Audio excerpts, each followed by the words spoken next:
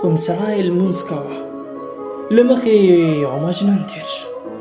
لمونځ کوونکی لمونځ یې پرېښود او مجنون یې ونیوه او پر مخې په سپېړه ووهه. ورته یې وویل ته خبر نه یې چې د لمونځ کوونکي مخې ته څوک نه تېرېږي؟ مجنون وویل زه د یو نجلۍ په محبت کې غرق وم، زه په هوش کې نه وم، ما ته ونه لیدلې خو افسوس ستا پر حال باندې د الله سره په محبت کې زه دې ولیدلم. موږ هم همداسې یو، ځان ته مسلمانان وایو او عاشق رسول الله صلی الله علیه وسلم وایو، مګر بدبختانه تر اوسه خپل پیغمبر صلی الله علیه وسلم په اړه دوه لفظه هم نه پوهېږو.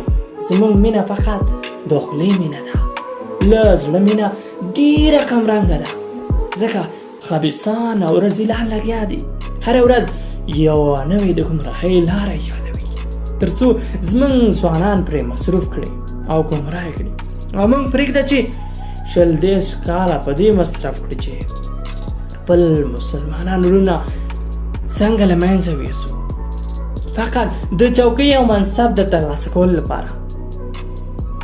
باور یې وکئ موږ تش په نوم مسلمانان یو او کارونه او عملونه مو له کفارو بدتر دي. څومره د شرم خبره ده چې یو کافر د څخه د نبي کریم صلی الله علیه وسلم په اړه پوښتنه وکړي او ته چوپه خوله پاتې شي. موږ پرېږده چې د نورو خلکو ګاډې وشمارو او د غني او خان پر انځورونو خپل قیمتي وخت ضایع کړو.